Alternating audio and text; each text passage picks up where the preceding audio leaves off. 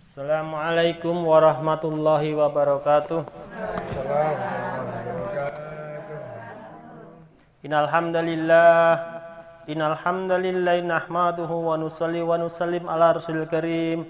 Asyhadu an la ilaha illallah wa asyhadu anna Muhammadan abduhu wa rasuluh. La haula wa la quwata illa billah, amma ba'du.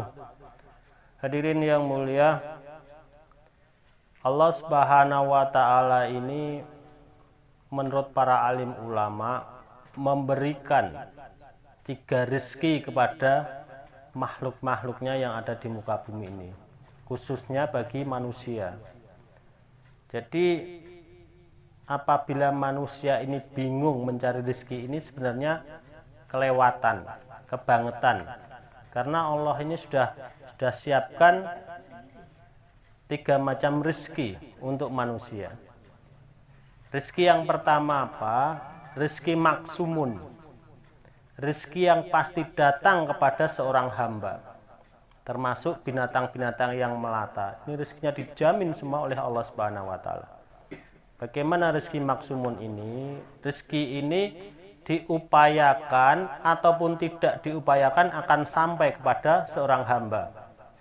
Contohnya, orang yang masih kecil, belum bisa bekerja, belum bisa mencari nafkah, tapi mereka ini tetap mendapatkan rezeki. Gitu. Bocah ini kalau butuh uang, dia tidak harus bekerja. Dia tinggal minta saja kepada orang tuanya. Tidak dikasih, nangis. Nangis nanti dikasih. Tidak dikasih, merengut, nanti dikasih. Ya dikasih, diam, nanti dikasih. Nah, ini rezeki maksumun. Kemudian contoh yang lagi, rezekinya orang gila. Orang gila itu orang nyambut gawe. Ning ya do mangan, do ngombe, do urip nggih. Itu orang gila. Kemudian orang-orang yang berada di tahanan. Orang yang dari tahanan tidak bisa bekerja toh. Wong ditahan, tidak boleh keluar. Tapi apakah mereka terus do mati gitu? Kelaparan enggak, mereka tetap dikasih makan, kasih minum. Bahkan wong ditahan itu nek tiap Sabtu saya ke sana itu kan malah resik-resik lemu-lemu. Wong ora kena srengenge kok mangan nganggur gitu, mangan nganggur. Nah, keluarganya sing jaba malah sing bingung gitu. Dia itu kalau mau butuh apa-apa tinggal ngomong sama keluarganya sing do besuk. Sing besuk sing bingung gitu. Butuh duit semene, butuh duit semene lah. Kok nang tahanan kok butuh duit iki nggo apa? Itu rezekinya itu. Itu rezeki maksumun itu. Dan pasti sampai. Jadi orang-orang tahanan itu bukan tidak punya rezeki, bukan tidak punya penghasilan, punya juga. Kan taunya jenengan kan ning penjara kan ora butuh duit toh. Butuh duit. Di sana ada kantinnya. Ada kantinnya. Nah, jadi di sana juga bisa beli Indomie goreng, cari mie goreng begitu ada. Nah, jadi rezeki maksumun ini rezeki yang pasti sampai, diupayakan atau tidak diupayakan. Nah, yang kedua, Allah Subhanahu wa taala memberikan kepada hamba ini rezeki muqaddarun. Rezeki muqaddarun ini rezeki yang diupayakan. Secara teori, kalau usahanya lebih giat, dapatnya lebih banyak. Teorinya begitu, teorinya. Prakteknya enggak. Contoh, seorang petani bekerja giat, menanam padikah, menanam buahkah, pokoknya semua. Semakin giat dia, harusnya secara teori muqaddar ini, itu dia harus dapat lebih banyak kan begitu. Tapi karena jumlah rezeki muqaddar ini sedikit dan yang membutuhkan banyak, maka koyo-koyo loh ya. Koyo-koyo seolah-olah berebut. Apik-apik nandur, dipupuk apik-apik, dirawat apik-apik, pangan tikus. Rebutan karo kewan-kewan begitu. Belum tentu jadi rezekinya muqaddar ini.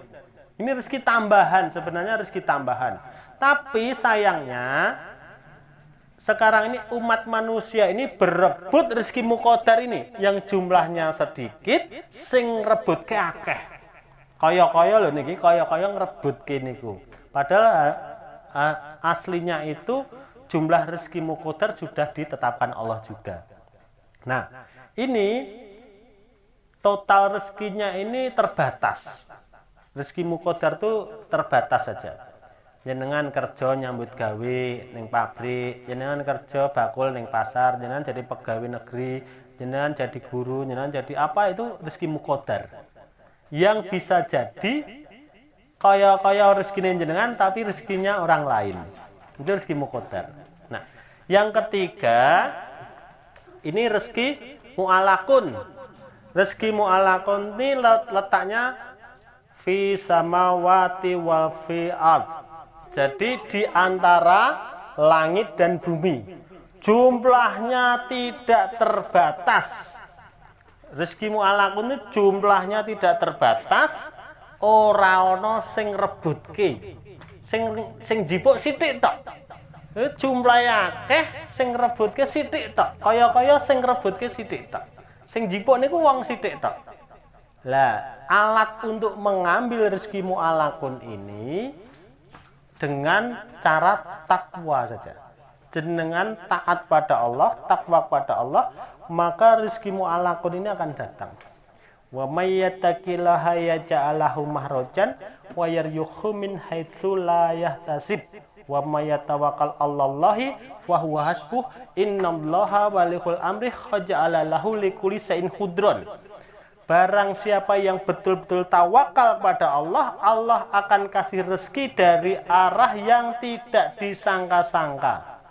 Dan barang siapa betul-betul bertawakal kepada Allah, Allah akan selesaikan semua urusannya dengan qadarnya Allah.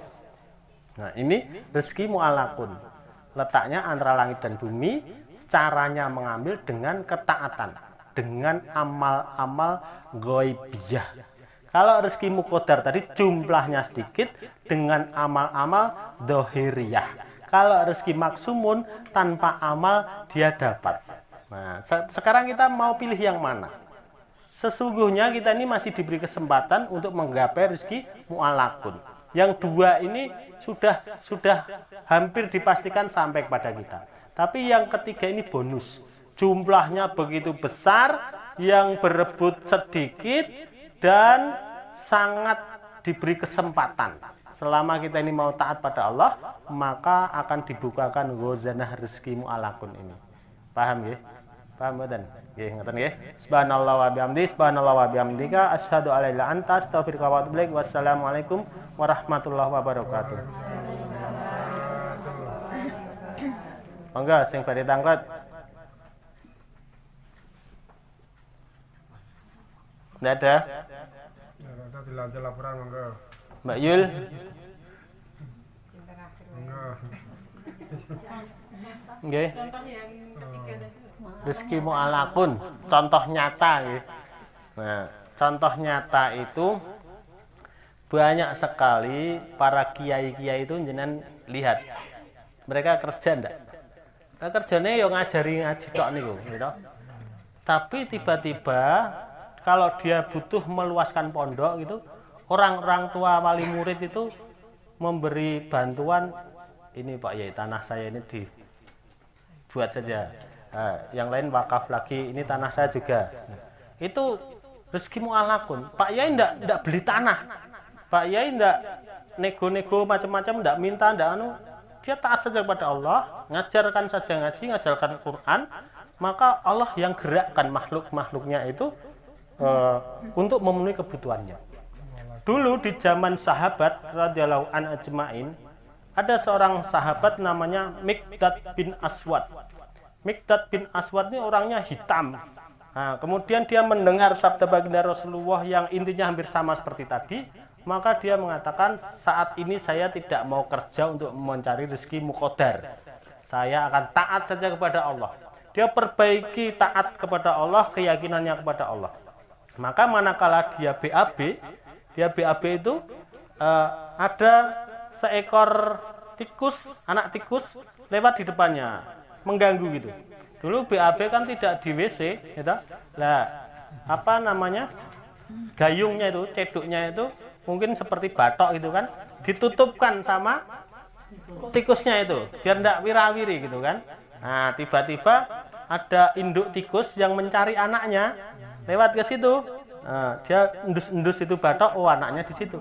Maka mbok tikus itu tadi induk tikus tadi pergi menggigit kepingan emas, ditaruh di depan batok itu.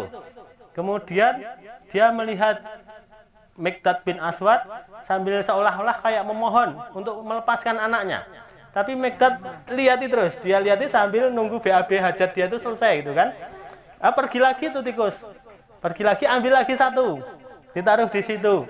Miqdad tersenyum, tidak dilepaskan itu anak tikus, pergi lagi. Terus 3 sampai ke 7, sampai ke 7 Miqdad pun tidak melepaskannya. Akhirnya tikus itu pergi ngeret-eret kantong tempatnya emas itu tadi. Bahasa manusianya mungkin gini, tuan, lepaskan anak saya. Ini lo tak bawaan sak kantong-kantongnya gitu. Baru Miqdad bin Aswad melepaskannya. Kemudian 2 ekor tikus itu pergi. Nah, selesai buang hajat itu, Miqdad bin Aswad mengambil kepingan-kepingan emas itu, memasukkan ke kantongnya. Kemudian melapor kepada Rasulullah SAW, ya Rasul, terjadi kejadian seperti ini. Itu rezeki dari Allah untukmu, itu rezeki mu'alakun. Nah, itu contohnya seperti itu. Paham ya? Enten mulai? Sudah? Nggih, Bun. Monggo dilajengke. Monggo Pak, kepada tapi kan laporan. rezeki tidak hanya berupa materi. Ini kan tadi yang saya Yeah. tangkap ini kan seolah-olah hanya materi gitu. Yeah. Ya, jadi kalau misalnya kayak kesehatan, kayak anak sing pintar Yeah. misalnya, itu kalau kita nggak usaha gitu kan Yeah. tetap gitu-gitu aja. Saya wis menduga jenengan bertanya begitu. Maka tadi malam saya sudah siapkan kitab-kitab itu, tak bukain, nanti akan ada pertanyaan seperti ini, jawabnya apa gitu. Rezeki, ternyata rezeki itu ulama besar itu mengatakan apa itu rezeki? Rezeki itu semua nikmat yang diberikan Allah kepada kalian adalah rezeki. Semua nikmat. Jadi harta itu hanya sebagian kecil daripada rezeki. Nah, ternyata rezeki itu semua nikmat. Termasuk punya anak sing soleh-solehah itu satu nikmat. Gitu. Itu rezeki juga. Kita bisa BAB dengan lancar itu nikmat, itu rezeki juga. Bisa pipis dengan lancar itu nikmat, itu rezeki juga. Kemudian bisa berkumpul dengan orang-orang yang solehah begini ini satu nikmat juga, itu rezeki juga. Maka rezeki itu semua banyak dan tiga-tiganya seperti itu. Ada rezeki yang harus diupayakan, ada yang tidak perlu diupayakan, dan ada yang harus dengan jalur takwa. Nanti kalau dengan jalur takwa untuk mendapatkan nikmat mu'alakun, itu pun dengan jalur ibadah. Nanti dengan jalur ibadah itu nikmat-nikmat rohaniyah jenengan akan ditambah oleh Allah Subhanahu wa taala. Nah, nikmat rohani itu termasuk rezeki mu'alakun. Paham? Jadi nanti jenengan bisa naik haji, tiba-tiba kayak Mas Ismanto, tiba-tiba bisa umroh gratis. Ini rezeki mu'alakun. Dia ndak mikir, yang penting saben dina ngejak wong dzikir, ngejak wong yasinan, ngejak wong tahlilan, kirim donga, pun niku mawon Allah yang ngurus rezeki mu'alakunnya. Itu nikmat dari Allah Subhanahu wa taala. Memang rezeki bukan hanya harta, kesehatan juga rezeki. Nah, tapi biasanya orang berasumsi rezeki adalah harta. Nah, maka biar kita paham seperti itu. Rezeki itu luas, tapi semua nikmat itulah rezeki. Nggih, dia semi tanggane niku ya rezeki lho niku. Nggih to? Nek rezeki nek tanggane kabeh mrengut lak ya susah nggih. Nggih. Normalnya rezeki. Mbon? Normal. Normal ora kendir ngoten niku nggih.